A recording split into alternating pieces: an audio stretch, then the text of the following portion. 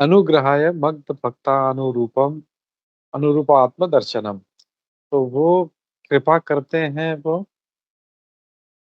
और अनुरूप आत्म दर्शनम, जैसे अनुरूप होता है भक्त के प्रति वैसे आत्मदर्शनम। तो यहाँ पे सारा आज का जो पूरा टॉपिक है वो इसी पे है, अनुरूप आत्मदर्शनम। मतलब भगवान इसी पे थोपते नहीं है। अभी जैसे हम लोग जानते हैं सबसे उच्चतम जो रूप है भगवान का वो कौन सा है? What is the top most form of the lord? Hare Shyam Krishna सुंदर। जी। श्याम श्याम श्याम सुंदर। श्याम सुंदर। श्याम सुंदर, वेरी गुड, थैंक यू। तो मतलब अगर लॉजिकली देखें या टेक्निकली देखें तो he should be worshipped. Shyam सुंदर का ही जो है आराधना पूजा या उनके प्रति आकर्षण होना चाहिए। लेकिन ऐसा नहीं है। यहाँ पे कुछ लोग जो है किसी पर्टिकुलर डेटी के प्रति आकर्षित होते हैं। कुछ लोग जैसे प्रभुपाद जी कहते हैं यहाँ पे, कुछ लोग ये जो है लक्ष्मी नारायण के प्रति, भगवान विष्णु के प्रति आकर्षित रहते हैं। कुछ लोग नरसिंह देव के प्रति आकर्षित रहते हैं। कुछ लोग भगवान रामचंद्र की तरफ आकर्षित रहते हैं। जैसे हम देख रहे हैं यहाँ पे हनुमान जी का बहुत अच्छा उदाहरण प्रभुपाद जी दे रहे हैं। मतलब हनुमान जी जो थे वो, उनको सिर्फ भगवान रामचंद्र और कोई भी नहीं चाहिए।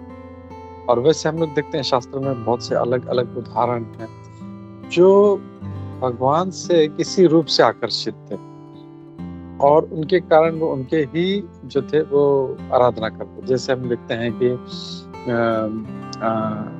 मुरारी गुप्ता, चैतन्य चरितामृत में आता है, मुरारी गुप्ता जो एक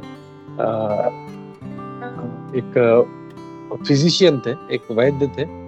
तो वो चैतन्य महाप्रभु उनको कहते हैं कि तुम राधा कृष्ण का आराधना करो, राधा कृष्ण का आराधना करो। बहुत उनको मतलब हमेशा डांटते थे, बोलते नहीं नहीं नहीं, मैं सिर्फ भगवान रामचंद्र के प्रति आकर्षित हूँ। ऐसा क्यों है? क्योंकि वो जो है कहा जाता है कि वो भी हनुमान जी का ही एक अंश थे और इसके लिए वो हमेशा से भगवान राम के प्रति ही आकर्षित थे। मतलब चैतन्य महाप्रभु ने एक बार उनको बहुत उनको बोला कि तुम्हें राधा कृष्ण का पूजा करना चाहिए, उनका आराधना करना। नहीं नहीं नहीं नहीं, मैं सिर्फ जो है भगवान में, मेरे जो आराध्य है वो भगवान राम है, मैं सिर्फ उन्हीं को ही पूछता हूँ। और फिर जब वो भक्ति देखा मुरारी गुप्ता का भगवान राम के प्रति, तब चैतन्य महाप्रभु बोलते हैं मैं तुम्हारी भक्ति से बहुत प्रसन्न हूँ कि तुम इतने आकर्षित हो राम के प्रति कि इसके अलावा तुम किसी का तुम जो है आराधना करना नहीं चाहते। तो भगवान ऐसा थोपते नहीं है कि राधा कृष्णा का ही करो या तुम इन्हीं का ही करो, ऐसे नहीं है। ठीक है, जिसका जिसके प्रति आकर्षण, उसके प्रति तुम आकर्षित रहो। और उनकी और आते भी हैं, इसीलिए वो इतने सारे रूपों में आते हैं। लक्ष्मी नारायण के रूप में आते हैं, फिर नरसिंह देव के रूप में आते हैं, वराह के रूप में आते हैं, फिर ऐसे अलग अलग रूपों में प्रकट होते हैं और वो अपना रूप भक्तों को दिखाते हैं। और फिर कोई भक्त जो होता है अपने मूड के हिसाब से, जैसा उसका मूड होगा उसके हिसाब से उसके प्रति वो आकर्षित हो जाता है और फिर उनके आराधना। भगवान का उद्देश्य यही है कि चलो ठीक है, राधा कृष्ण नहीं तो किसी ना किसी तो वो रूप के प्रति, चलो नरसिंह देव के प्रति, नहीं तो वराह देव के प्रति, नहीं तो भगवान विष्णु के प्रति कुछ ना कुछ जो है कहीं ना कहीं पे वो फंसना है। भगवान का जो है ये हुक डाल रहा है कि वे जीव जो है किसी न किसी तरह से इसमें फंसना चाहिए और उनका आराधना करना चाहिए। तो हम देखते हैं कि जैसे गोपियां जो थी जब रासलीला चल रहा था तो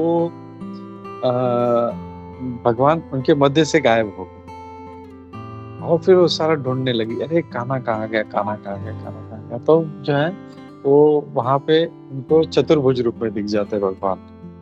तो वो बोलते अरे तुमने हमारे कान्हा को कहीं देखा है क्या? तो उनका इतना प्रेम देखते हैं कि भगवान ये जो मेरे जो श्याम सुंदर रूप के प्रति इतने आकर्षित है कि मैं इनके सामने चतुर्भुज रूप में, विष्णु रूप में खड़ा हूँ, फिर भी इनको ये नहीं पसंद, इनको वही द्विभुज रूप देखना है।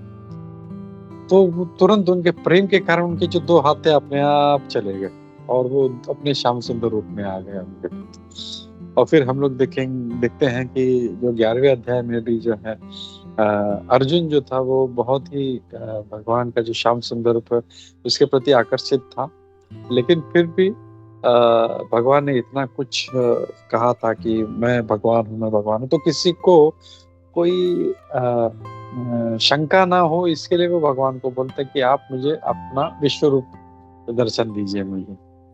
तो ताकि मतलब एक ये सेट भी हो जाए एग्जाम्पल कि अगर कोई कल को क्लेम करे कि मैं भगवान हूँ, तो अच्छा ठीक है, तुम भगवान हो तो फिर विश्व रूप दिखाओ तुम्हारा। तो फिर जब विश्व रूप दिखाते हैं भगवान, तो अर्जुन डर जाता है, बोलते नहीं नहीं मुझे ये रूप नहीं चाहिए। और फिर बाद में भगवान चतुर रूप में आ जाते हैं, फिर वो भी उसको पसंद, और फिर बाद में वापस जब भगवान श्याम सुंदर द्विभुज रूप में आ जाते हैं तो फिर उसको बहुत अच्छा प्रसन्न हो जाता है। तो भक्तों का जो है भगवान का जो रूप है एक किसी पर्टिकुलर रूप के प्रति आकर्षित रहते हैं। जैसे इवन हम देखें राधा कृष्ण के ही जो है रूप है, लेकिन कोई कोई है वो राधा श्याम सुंदर के प्रति आकर्षित, बस उनको राधा श्याम सुंदर वृंदावन। कुछ लोग हैं जो राधा रास बिहारी जी के प्रति आकर्षित, कुछ लोग जो है राधा गोपीनाथ के प्रति आकर्षित, उनको हर जगह पे जो है मतलब राधा श्याम सुंदर दिखाई, या तो हर जगह पे उनको राधा गोपीनाथ, या हर जगह पे उनको राधा रास बिहारी। तो उनका ये वो जो आकर्षण है वो जो है उनको भक्ति में आगे ले जाता है। भगवान यही चाहते हैं, किसी न किसी रूप के प्रति आप आकर्षित रहो और भक्ति में आगे बढ़ो। तो हम लोग देखते हैं कि गोपियों का इनका आकर्षण था, और फिर जो द्वारकावासी थे वो हमेशा भगवान कृष्ण को उनके ऐश्वर्य भाव में देखना चाहते थे। उनके सामने कभी मतलब भगवान कभी ऐसा वो ग्वाल बाल रूप में बांसुरी लेके कभी नहीं आए, उनके सामने एकदम राजा की तरह, मतलब एकदम मतलब पूरे ऑपुलेंस के साथ में हमेशा रहते थे, वो कभी सिंपल जो थे वो नहीं रहे। एक बार जब रुक्मिणी जो थी तो एक बार रात को आंख खुल जाती है, तो भगवान जो है वो मतलब उनको नींद में ही वो एकदम जो है वो राधा रानी को पुकार रहे हैं, ग्वाल बाल को पुकार रहे हैं, और बार बार राधा राधा राधा, और इतना मतलब वो वृंदावन का तो आकर्षण था। तो रुक्मिणी मतलब देख के बहुत हैरान हो जाती कि अरे ये इतने ऐश्वर्यशाली भगवान है, द्वारका के द्वारकानाथ हैं ये, लेकिन मतलब इनका जो आकर्षण है वो वृंदावन के प्रति, राधा रानी के प्रति है। तो जो द्वारकावासी थे उनके लिए वो जो वृंदावन का रूप था वो नहीं, उनके सामने वो मतलब उनको वैसे ही ऑपुलेंट एकदम राजा की तरह वैसे। लेकिन वही कृष्ण जब ऐश्वर्य भाव में कभी वृंदावन में नहीं गए, वो हमेशा उनके कहा जो थे उनके वृंदावन के इसमें ही रहे। तो सबका अपना अपना जो है उनका रस है, और वो रस के हिसाब से वो भगवान से वो प्रेम करते हैं। इवन हम लोग देखते हैं, और एक उदाहरण है जैसे गोपाल भट्ट गोस्वामी थे, तो वो अपना जो शीला था उनका शालिग्राम शिला, उनका आराधना करते थे। तो एक बार हुआ कि किसी भक्त ने उनको मुकुट, बांसुरी, कपड़े, कुछ नेकलेस और ऐसा कुछ उनको दिया। तो अब गोपाल भट्ट गोस्वामी सोच रहे हैं ये मैं कैसे, वो टोपी रख रहे तो गिर रहा है, बांसुरी रख रहे तो गिर रहा है। तो उनको थोड़ा ये लगा कि अरे मतलब मैं कैसे सजाऊं इनको, मतलब। तो उनका भगवान मैं आपका जो है जो द्विभुज रूप में आपकी आराधना करना चाहता हूँ, ऐसा वो मतलब जो था उनका मतलब परेशान थे कि मैं कैसे इसको तो नहीं कर पाया, और ऐसे ही उसी चेतना के साथ सो गए। जब सुबह उठ के देखा तो उनका वही जो शालिग्राम शिला था वो राधा रमन जी का रूप ले लिया। और इसके लिए जो है बोलते हैं कि जैसे दूसरे जो है वो उनका प्राण प्रतिष्ठा करके उनको बनाए गए, लेकिन राधा रमन जी सेल्फ मैनिफेस्टेड, स्वयंभू है, वो शालिग्राम से वो सीधा राधा रमन जी बन गए। और इसके लिए हम लोग देखते हैं आज भी राधा रमन जी को जो है लीलाएं समझ में नहीं आती उनकी। उनका कई बार देखते हैं उनके जो लिप्स हैं वो कभी पूरे बंद हैं, कभी थोड़े से है, उसमें कभी से 2 या 3 दांत दिखते हैं, कभी-कभी पूरे दांत दिखते हैं। तो दिस इज़ नॉट ऑर्डिनरी, मतलब बोलते हैं ना कि ये कोई ऐसा सिर्फ शीला नहीं है ये साक्षात भगवान है और भगवान लीला करते हैं और वो लीला करते हैं ताकि भक्तों को आकर्षित करें। कई भक्त लोग हैं वो राधा रमन जी का दर्शन किए बगैर नहीं रहते, वो जाते हैं राधा रमन जी का दर्शन करते हैं और हैं वो बहुत छोटे हैं और बहुत ऊपर और बहुत दूर रखते हैं, तो कुछ लोग जो है अपना दूरबीन लेके जाते हैं और दूरबीन से मैग्नीफाइंग ग्लासेस से उनको देखते हैं और कई घंटों तक उनको देखते बैठते हैं। This is all pure love and attraction for that form. तो ऐसा हमको भी कोई ना कोई अपना एक आराध्य जो है हम लोगों को होना चाहिए हमारा, ताकि हम उसके प्रति आकर्षित रहे। कभी कोई मुश्किल में हो तो हे राधा श्याम सुंदर, कभी कुछ अच्छा हो तो हे Radha Shyam Sundar. So we keep on thinking of him. हम हमसे उनका कनेक्शन जो है वो बनना चाहिए हमारा, और इसके लिए भगवान ये सब जो है अनुरूपात्म दर्शनम, जैसा जिसका है, चाहे रामचंद्र तो रामचंद्र, भगवान विष्णु तो विष्णु, या नरसिंह देव तो नरसिंह। कुछ लोग वराह के प्रति आकर्षित, तो वराह देव जैसे हमने देखा अभी राधापाद पंकज प्रभु आए थे, उनके घर में वराह देव है, उनके घर नरसिंह देव। तो ये सब अलग अलग भगवान रूप लेते ही इसीलिए ताकि कहीं ना कहीं तो हम लोग खुद हो जाए, हम लोग कहीं ना कहीं तो हम भगवान से आकर्षित रहें। लेकिन हमारा मन जो है इतना मलिन है, इतना इतना क्या कहें, मतलब कलयुग के प्रभाव में है कि हम लोग को कोई आकर्षण ही नहीं। हम लोग अभी भी वही अपने काम, क्रोध और लोभ मोह में पड़े हुए हैं। तो ये सब धीरे धीरे छोड़ के जो है हम लोग अच्छा साधना जब करेंगे तो हमारा जो आकर्षण है वो हमारा चेंज हो जाएगा हमारा।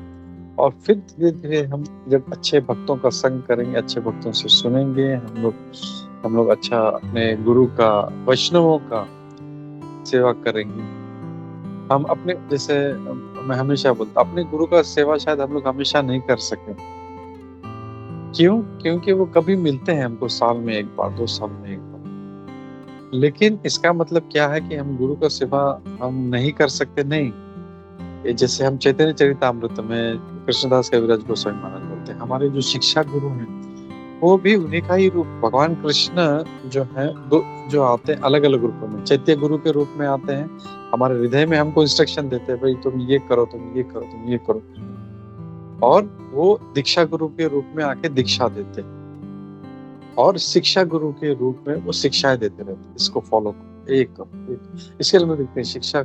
अब कई हमारे जो शास्त्र हैं और कई महाराज लोग बोलते हैं कि दीक्षा गुरु तो है, लेकिन शिक्षा गुरु किसी भक्त के जीवन में ज्यादा रोल प्ले करते हैं, क्योंकि वो हमेशा उनके साथ रह के उनको शिक्षाएं देते रहते हैं।